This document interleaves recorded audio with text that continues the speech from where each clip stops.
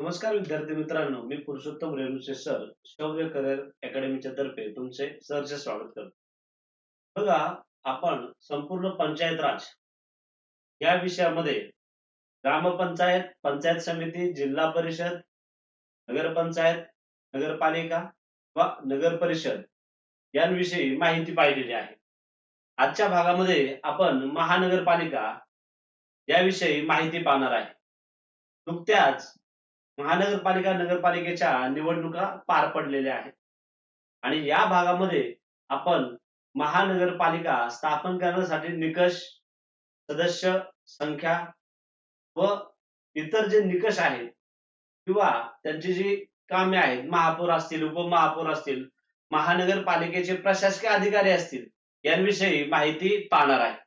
बघा, महानगरपालिका जर आपल्याला स्थापन करायची असेल तर शहरी ठिकाणी 3 लाखांपेक्षा अधिक लोकसंख्या आवश्यक असते. आपण पाहिलं की 15,000च्या पुढे आणि 25,000च्या आत लोकसंख्या असेल अशा ठिकाणी नगरपंचायती काय केल्या जातात रे, स्थापन केल्या जातात. त्यानंतर 25,000च्या पुढे आणि 3 लाखाच्या आत जर नगरपालिका स्थापन केल्या जातील आणि 3 लाखाच्या पुढे महानगरपालिका 3 लाखांच्या पुढे जर लोकसंख्या असेल अशा ठिकाणी महानगरपालिका काय केली जाते रे, स्थापन केली जाते. आता हा जो अधिकार आहे, हा अधिकार राज्य सरकारला देण्यात आलेला आहे.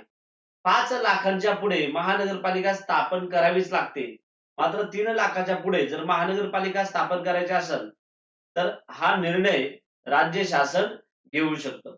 बघा, महानगरपालिकेची माहिती पाहत असताना महानगरपालिका जी आहे या महानगरपालिकेचा जो इतिहास आहे, हा इतिहास आपल्याला पाहावा लागेल.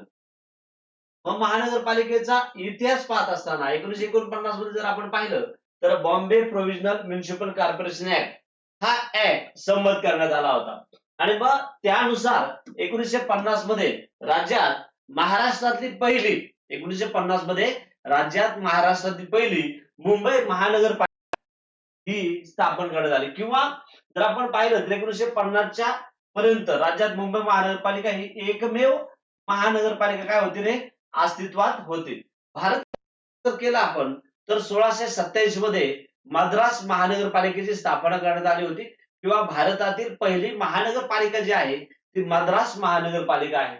सर्वात जुनी, भारतातील सर्वात जुनी महानगरपालिका जी आहे ही 1687 मध्ये चेन्नई म्हणजे मद्रास या ठिकाणी काय आली होती रे, अस्तित्वात आली होती.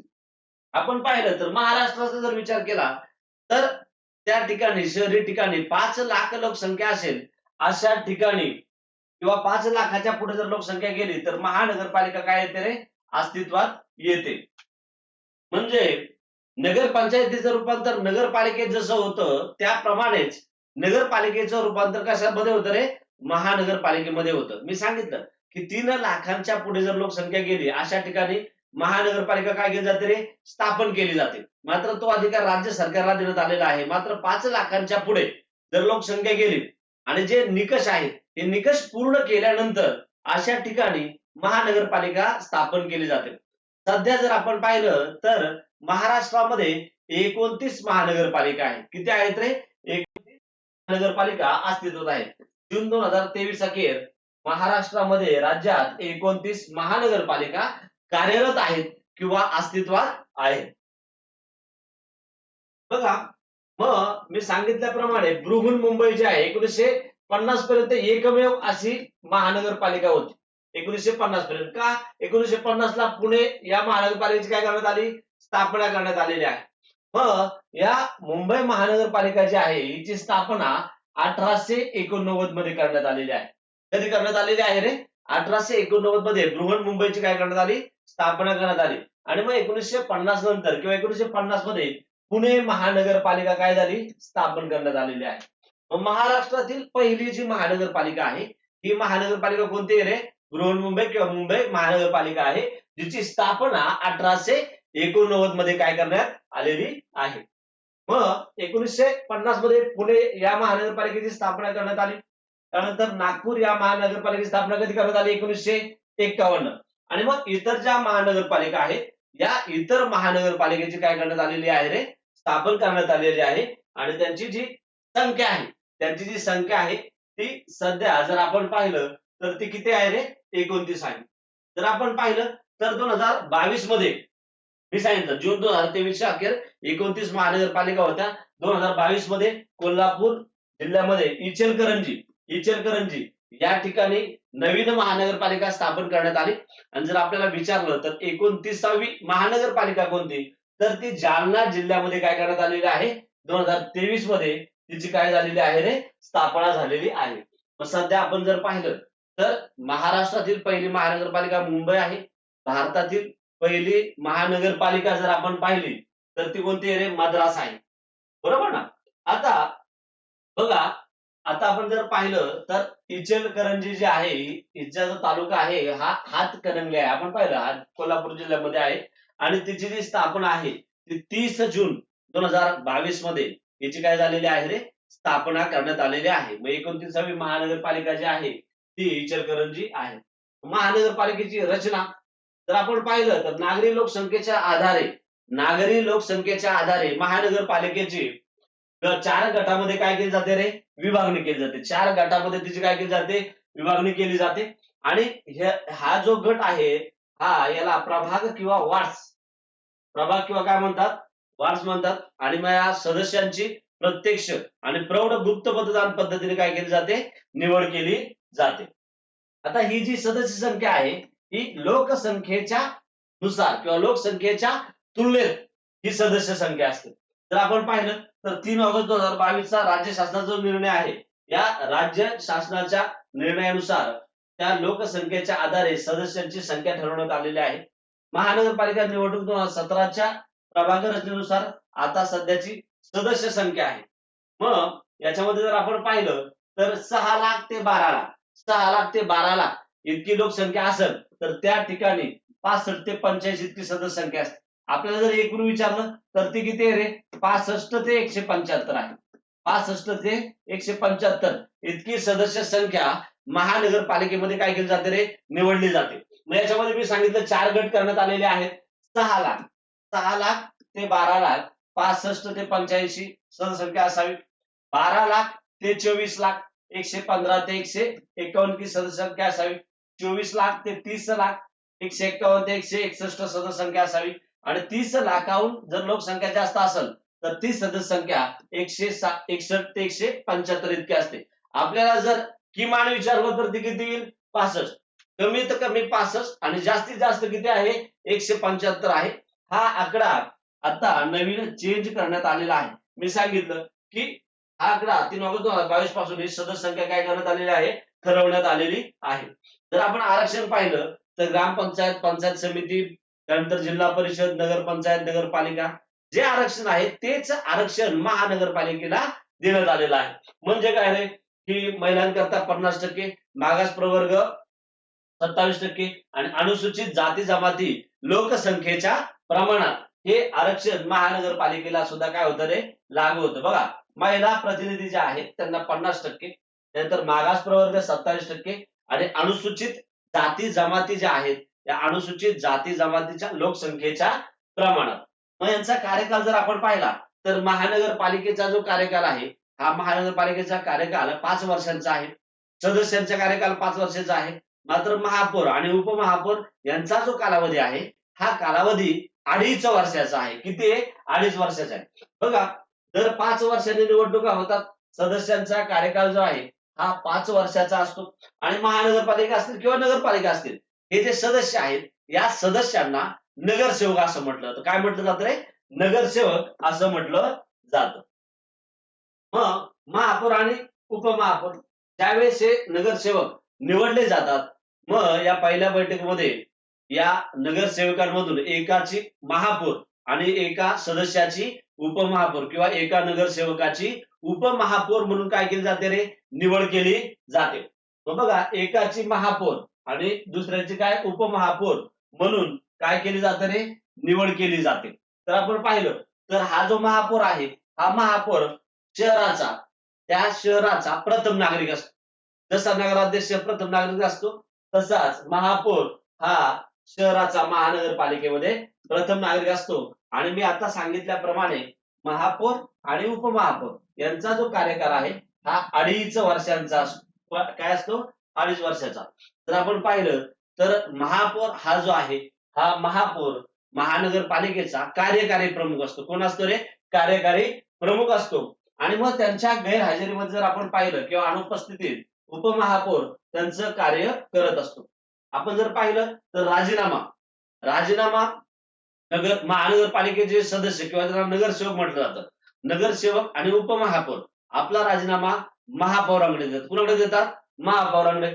बघा, महानगरपालिकेतील नगरसेवक आयुक्तास लेखी नोटीस देऊन आपल्या पदाचा राजीनामा कोणाकडे देतात रे? महापौरांकडे देऊ शकतात.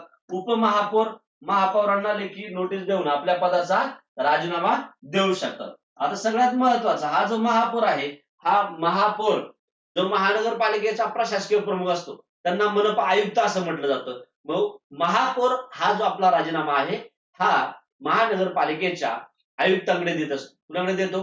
म्हणजे बघा, सदस्य आणि उपमहापौर आपला राजीनामा महापौरांकडे देतो आणि महापौर आपला राजीनामा महानगरपालिकेच्या आयुक्तांकडे देत असतो. कुणाकडे देत असतो? आयुक्तांकडे देत असतो. ते त्याच्यामध्ये महत्वाचं आहे. त्यांची कार्य बघा, महापौरांची कार्य आपल्याला माहिती आहे की सर्वसाधारण ज्या सभा आहेत या सर्वसाधारण सभेमध्ये बैठकीचा अध्यक्षस्थान भूषवण्याचा अधिकार महापौरांना असतो. बैठक सुद्धा तेच बोलवतात आणि अध्यक्षस्थान महापौर स्वीकारत असतात. महानगरपालिकेचे कर्मचारी व अधिकाऱ्यांवर पूर्ण नियंत्रण ठेवण्याचं काम हे कोण करत असतं रे? महापौर करत असतात. जर नगरपालिकेच्या आपण बैठका पाहिल्या तर 3 महिन्यात एक बैठक होते. अशा वर्षाला 4 बैठका घेतल्या जातात. किती बैठका घेतल्या जातात? 4.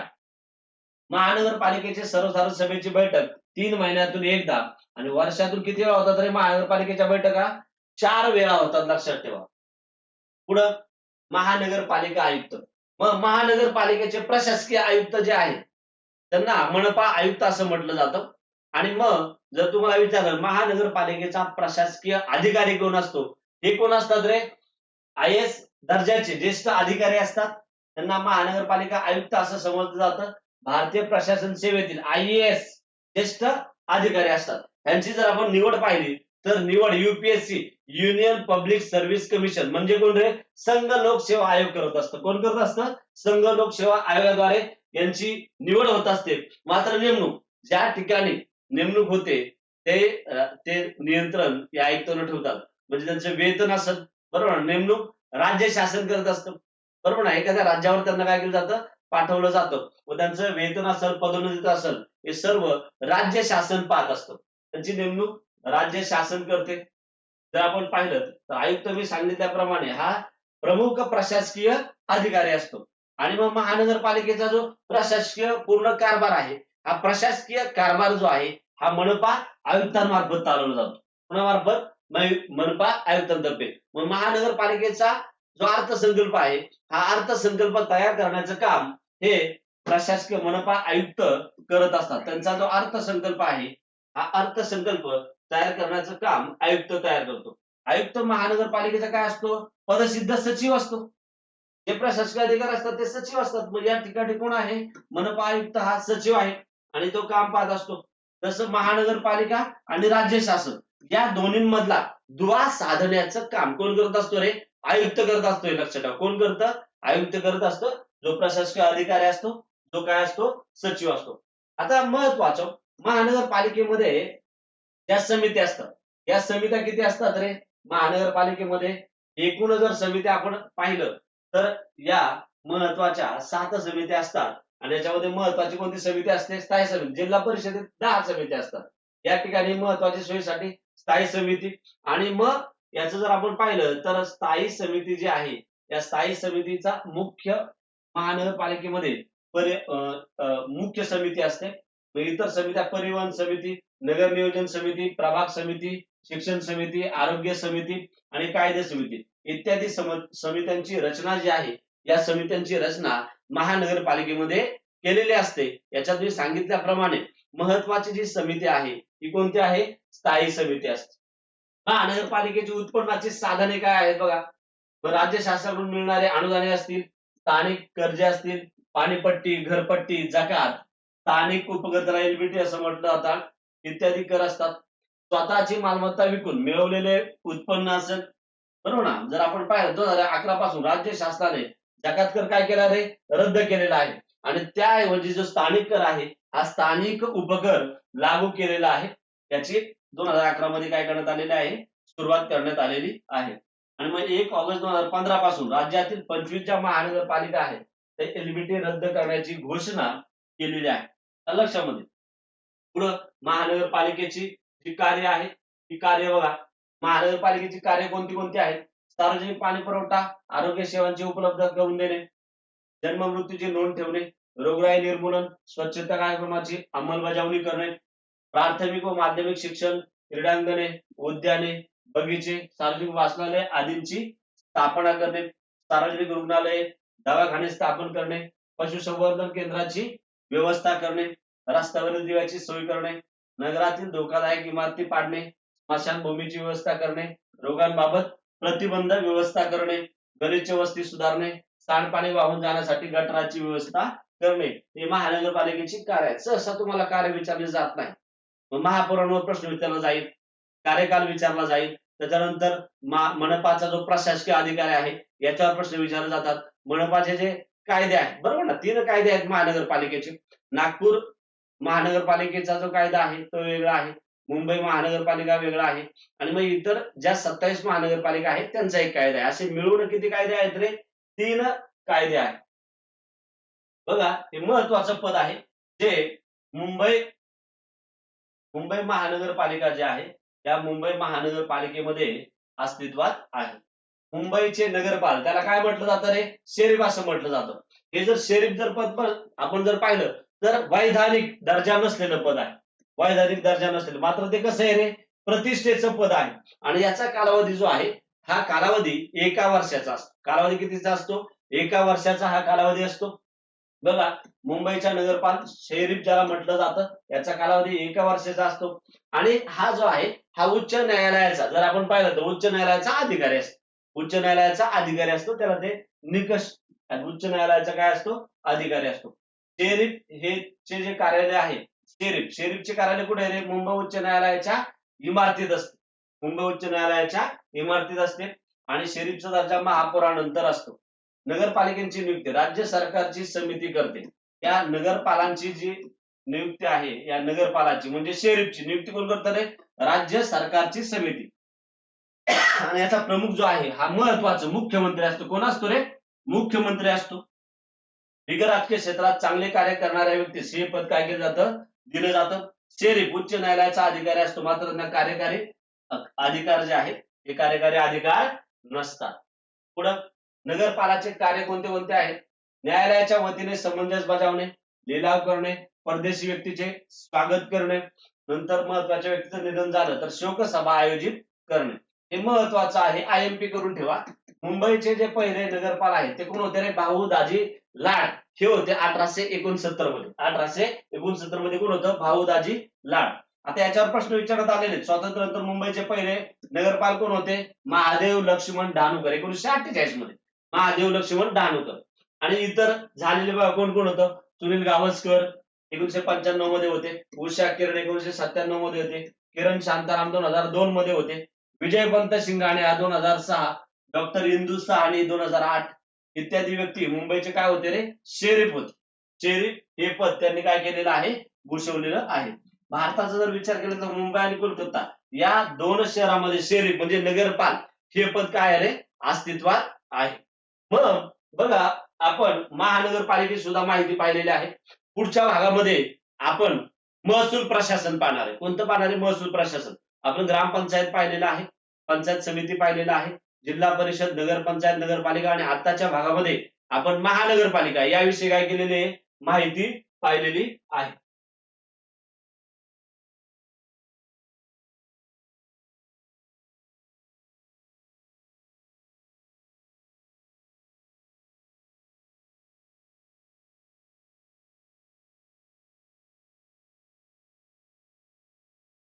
ठीक आहे.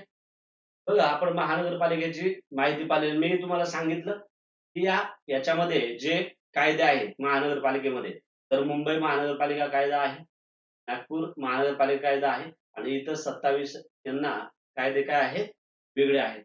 बघा, व्हिडिओ आवडला तर नक्कीच लाईक करा, सबस्क्राईब करा. आपण पुढच्या भागामध्ये भेटू. तुमच्या मित्र मैत्रिणी सुद्धा संपूर्ण पंचायत राज ही सिरीज पाहायला सांगा. थँक्यू.